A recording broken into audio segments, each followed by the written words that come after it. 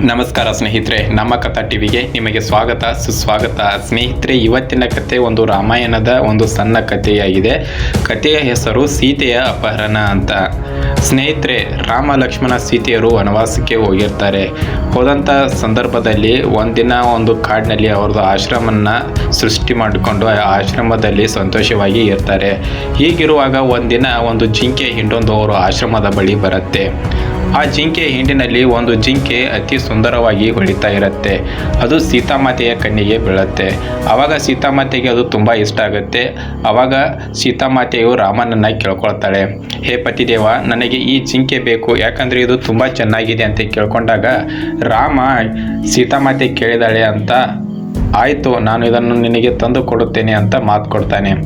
ಆವಾಗ ರಾಮ ಜಿಂಕೆಯನ್ನು ಬೇಟೆಯಾಡಲು ಹೋಗಬೇಕಾದ್ರೆ ಲಕ್ಷ್ಮಣನನ್ನು ಕರೆದು ಒಂದು ಮಾತನ್ನು ಹೇಳ್ತಾನೆ. ಸಹೋದರ ಲಕ್ಷ್ಮಣ, ನೀನು ಇಲ್ಲೇ ಇರಬೇಕು, ನಿನ್ನ ಅತ್ತಿಗೆ ರಕ್ಷಣೆಯನ್ನು ನೀನು ಇಲ್ಲೇ ಇದ್ಕೊಂಡು ಮಾಡು, ನಾನು ಜಿಂಕೆನ ತರ್ತೀನಿ ಅಂತ ಹೇಳಿ ರಾಮ ಜಿಂಕೆಯನ್ನು ಬೇಟೆಯಾಡಲು ಹೋಗ್ತಾನೆ. ಹೋಗುವಾಗ ಜಿಂಕೆ ಓಡುತ್ತಾ ಹೋಗುತ್ತೆ. ಆವಾಗ ರಾಮ ತನ್ನ ಬತ್ತಳಿಕೆಯಲ್ಲಿರುವ ಬಾಣಗಳನ್ನು ತೆಗೆದು ಹೊಡಿತಾ ಹೋಗ್ತಾನೆ. ಆವಾಗ ಜಿಂಕೆಯು ಬಾಣ ಬಂದು ಜಿಂಕೆಗೆ ತಾಗುವಷ್ಟರಲ್ಲೇ ಜಿಂಕೆ ಮಾಯ ಆಗ್ತಾ ಇರುತ್ತೆ. ರಾಮನಿಗೆ ಇದು ವಿಚಿತ್ರ ಅನಿಸುತ್ತೆ. ಏನು ವಿಚಿತ್ರ, ಜಿಂಕೆ ಯಾಕೆ ಮಾಯ ಆಗ್ತಾ ಇದೆ ಅಂದುಕೊಂಡ ರಾಮ ಹೇಗಾದರೂ ಮಾಡಿ ಇದನ್ನು ಹಿಡಿಲೇಬೇಕು, ಇದರ ರಹಸ್ಯ ಏನು, ಈ ಜಿಂಕೆ ಯಾಕೆ ಮಾಯ ಆಗ್ತಾ ಇದೆ, ಇದು ಏನು ಎಂಬುದನ್ನು ತಿಳಿಯಬೇಕು ಅಂತ ರಾಮ ಏನು ಮಾಡ್ತಾನೆ, ತನ್ನ ಬತ್ತಳಿಕೆಯಲ್ಲಿರುವ ಒಂದು ಶಕ್ತಿಶಾಲಿ ಬಾಣನ ತೆಗೆದುಕೊಂಡು ಅದಕ್ಕೆ ಮಂತ್ರನ ಪಠಿಸಿ ತನ್ನ ಶಬ್ದವೇದಿ ವಿದ್ಯೆಯಿಂದ ಆ ಜಿಂಕೆಗೆ ಹೊಡಿತಾನೆ. ಬಾಣ ಹೋಗಿ ಜಿಂಕೆಗೆ ತಾಗತ್ತೆ. ಆವಾಗ ಜಿಂಕೆಯು ರಾಮನ ಧ್ವನಿಯ ಹಾಗೆ ಲಕ್ಷ್ಮಣ, ಸೀತೆ ಕಾಪಾಡಿ ಅಂತ ಕಿರುಚುತ್ತೆ. ಆ ಧ್ವನಿಯು ಆಶ್ರಮದಲ್ಲಿರುವಂಥ ಲಕ್ಷ್ಮಣ ಮತ್ತು ಸೀತೆಗೆ ಕೇಳಿಸುತ್ತೆ. ಆವಾಗ ಸೀತಾಮಾತೆಯು ತುಂಬ ಆತಂಕಕ್ಕೆ ಒಳಗಾಗ್ತಾಳೆ. ಆವಾಗ ಲಕ್ಷ್ಮಣನನ್ನು ಕರೆದು, ಲಕ್ಷ್ಮಣ ನೋಡಪ್ಪ, ನಿನ್ನ ಸಹೋದರ ಯಾವುದೋ ಒಂದು ಆತಂಕದಲ್ಲಿ ಸಿಲುಕಿರಬಹುದು, ಹೀಗಾಗಿ ಅವರು ನಮ್ಮನ್ನು ಕರೀತಾ ಇದ್ದಾರೆ, ಹೋಗು, ನೀನು ಬೇಗ ಹೋಗಿ ನಿನ್ನ ಸಹೋದರನ ರಕ್ಷಣೆ ಮಾಡು ಅಂತ ಸೀತಾಮಾತೆ ಹೇಳ್ತಾಳೆ. ಲಕ್ಷ್ಮಣನಿಗೆ ಗೊತ್ತಿರುತ್ತೆ ತನ್ನ ಸಹೋದರನ ಬಗ್ಗೆ. ತನ್ನ ಸಹೋದರನಿಗೆ ಯಾರೂ ಏನೂ ಮಾಡಲು ಆಗುವುದಿಲ್ಲ, ಯಾಕಂದರೆ ತನ್ನ ಸಹೋದರ ಎಲ್ಲ ತರಹದ ಶಸ್ತ್ರವಿದ್ಯೆಗಳನ್ನು ಕಲಿತಿರ್ತಾನೆ ಮತ್ತು ತುಂಬ ಶಕ್ತಿಯಾಗಿರ್ತಾನೆ, ತುಂಬ ಪವರ್ಫುಲ್ ಆಗಿರ್ತಾನೆ. ಹೀಗಿರುವಾಗ ನನ್ನ ಸಹೋದರನಿಗೆ ಯಾರೂ ಏನೂ ಮಾಡಲು ಆಗುವುದಿಲ್ಲ, ಆ ದೇವತೆಗಳಿಂದಲೂ ಕೂಡ ನನ್ನ ಸಹೋದರನಿಗೆ ಯಾವುದೇ ಹಾನಿ ಉಂಟಾಗುವುದಿಲ್ಲ ಅಂತ ಸೀತಾಮಾತೆಗೆ ಲಕ್ಷ್ಮಣ ಹೇಳ್ತಾನೆ. ಆದರೂ ಸೀತಾಮಾತೆ ಕೇಳಲ್ಲ, ಹಠ ಮಾಡ್ತಾಳೆ, ನೀನು ಹೋಗಲೇಬೇಕು ಅಂತ ಆಜ್ಞೆ ಮಾಡ್ತಾಳೆ. ಆಯಿತು ಸರಿ ಅತ್ತಿಗೆ ಅಂತ ಲಕ್ಷ್ಮಣ ಹೊರಡಲು ಸಿದ್ಧ ಆಗ್ತಾನೆ. ಆದರೆ ಹೋಗುವಾಗ ಸೀತಾಮಾತೆಯನ್ನು ಕರೆದು ಒಂದು ಮಾತು ಹೇಳಿ ಹೋಗ್ತಾನೆ. ಲಕ್ಷ್ಮಣ ಏನು ಮಾಡ್ತಾನಪ್ಪ ಅಂದರೆ, ತನ್ನ ಆಶ್ರಮ ಏನಿರುತ್ತಲ್ಲ ಆ ಆಶ್ರಮದ ಸುತ್ತ ಒಂದು ಮಂಡಲನ ಕೊರಿತಾನೆ. ಮಂಡಲ ಅಂದರೆ ಒಂದು ಗೆರೆನ ಕೊರಿತಾನೆ. ಗೆರೆನ ಕೊರೆದು ಅದಕ್ಕೆ ಒಂದು ಮಂತ್ರನ ಹಾಕಿ ಅವಾಗ ಸೀತಾಮಾತೆನ ಕರೆದು ಹೇಳ್ತಾನೆ, ಅತ್ತಿಗೆ, ನೀವು ಯಾವುದೇ ಕಾರಣಕ್ಕೂ ಈ ಒಂದು ಮಂಡಲನ ದಾಟಿ ನೀವು ಹೋಗಬಾರ್ದು, ಯಾರು ಕರೆದ್ರು ಈ ಮಂಡಲನ ನೀವು ದಾಟಿ ಹೋಗಬಾರ್ದು, ಏನೇ ನಿಮ್ಮ ಕೆಲಸ ಇದ್ದರೂ ಈ ಮಂಡಲದ ಒಳಗೆ ನಿಂತ್ಕೊಂಡು ಮಾಡಬೇಕು ಅಂತ ಹೇಳಿ ಲಕ್ಷ್ಮಣ ಹೋಗ್ತಾನೆ. ಆವಾಗ ಸೀತೆಯು ಆಯ್ತಪ್ಪ ಅಂತ ಒಪ್ಕೊಳ್ತಾಳೆ. ಲಕ್ಷ್ಮಣ ರಾಮನನ್ನು ಹುಡುಕುತ್ತಾ ಹೋಗಬೇಕಾದ್ರೆ ರಾವಣ ತುಂಬ ಖುಷಿಯಿಂದ ತನ್ನ ಕಾರ್ಯನ ಮಾಡೋಕ್ಕೆ ಬರ್ತಾನೆ. ಬಂದ ತಕ್ಷಣವೇ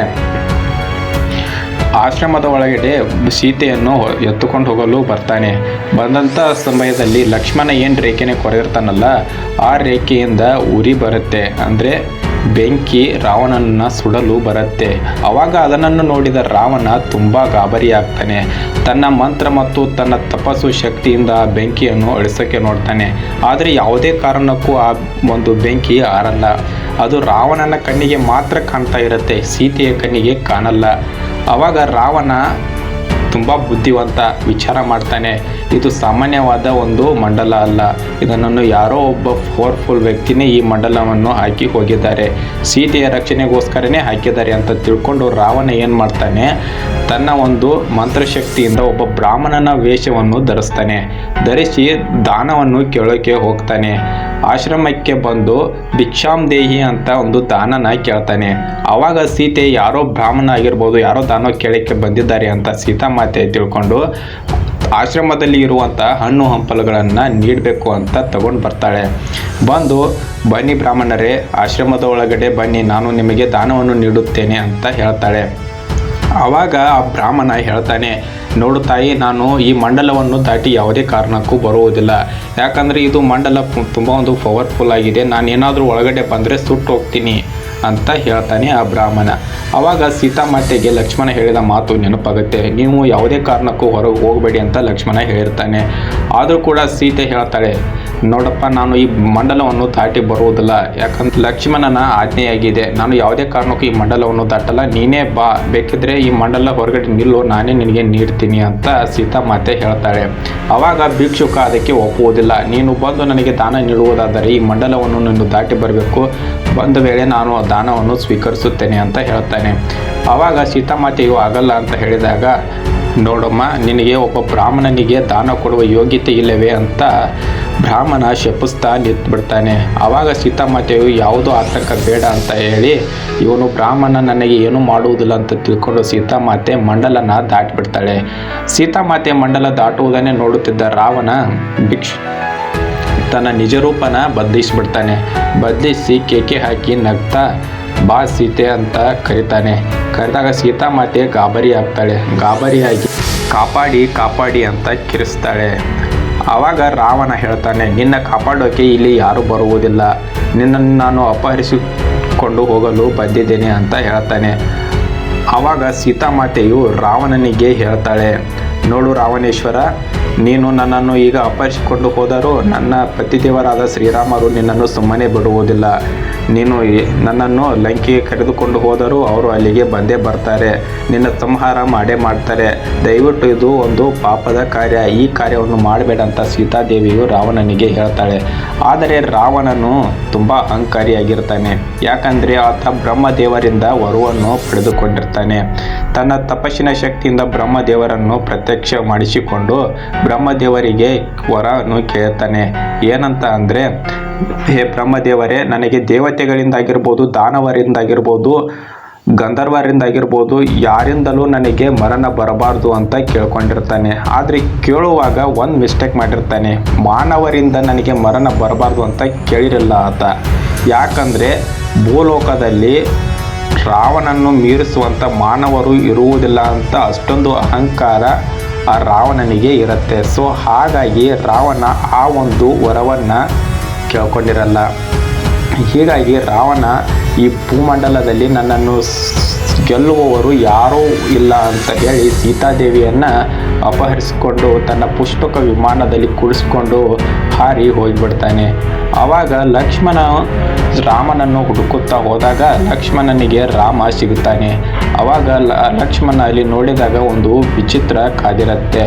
ಜಿಂಕೆ ಹೋಗಿ ಮಾರೀಚ ಎಂಬ ರಾಕ್ಷಸ ಆಗಿಬಿಟ್ಟಿರುತ್ತೆ. ಆವಾಗ ಲಕ್ಷ್ಮಣ ರಾಮನ ಹತ್ರ ಹೋಗಿ, ಏನು ಸಹೋದರ ಇದು ಅಂತ ಕೇಳಿದಾಗ ರಾಮ ನಡೆದ ವಿಷಯವನ್ನೆಲ್ಲ ಲಕ್ಷ್ಮಣನಿಗೆ ಎಕ್ಸ್ಪ್ಲೇನ್ ಮಾಡ್ತಾನೆ. ಹೀಗಾಗಿದೆ ಅಂತ. ಲಕ್ಷ್ಮಣ ಇನ್ನು ದುಡುಕುವುದು ಬೇಡ ಸಹೋದರ, ಹೋಗಿ ಅತ್ತಿಗೆಯ ರಕ್ಷಣೆಗೆ ಹೋಗೋಣ ಬಾ ಅಂತ ಆಶ್ರಮದ ಕಡೆ ಬಂದು ನೋಡ್ತಾರೆ. ಆಶ್ರಮದ ಕಡೆ ಬಂದು ನೋಡುವಷ್ಟರಲ್ಲಿ ಆಶ್ರಮ ತುಂಬ ನಾಶ ಆಗಿ ಹೋಗಿರುತ್ತೆ. ಅಲ್ಲಿನ ಹೂಗಳಾಗಿರ್ಬೋದು, ಪ್ರಾಣಿಗಳಾಗಿರ್ಬೋದು, ಪಕ್ಷಿಗಳಾಗಿರ್ಬೋದು, ಎಲ್ಲವನ್ನು ರಾವಣ ನಾಶ ಮಾಡಿಬಿಟ್ಟಿರ್ತಾನೆ. ಯಾಕಂದರೆ ಅಲ್ಲಿನ ಪ್ರಾಣಿಗಳು, ಪಕ್ಷಿಗಳು ಸೀತಾಮಾತೆಯ ರಕ್ಷಣೆಗೋಸ್ಕರ ಬಂದಾಗ ರಾವಣ ಅವುಗಳೆಲ್ಲವನ್ನು ಕೊಂದು ಸೀತಾಮಾತೆಯನ್ನು ಅಪಹರಿಸಿಕೊಂಡು ಹೋಗಿಬಿಟ್ಟಿರ್ತಾನೆ. ಸ್ನೇಹಿತರೆ, ಕತೆ ಮುಂದೆ ಏನಾಯಿತು ಅನ್ನೋದನ್ನು ಮತ್ತೆ ಮುಂದಿನ ಸಂಚಿಕೆಯಲ್ಲಿ ನೋಡೋಣ ಸ್ನೇಹಿತರೆ. ಮುಂದೆ ಈ ಕತೆ ತುಂಬ ಕುತೂಹಲಕಾರಿಯಾಗಿದೆ.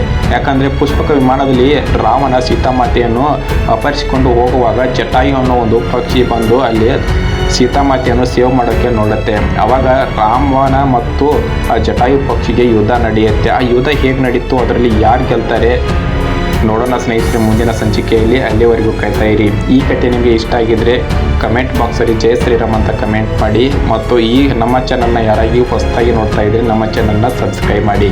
ಧನ್ಯವಾದಗಳು.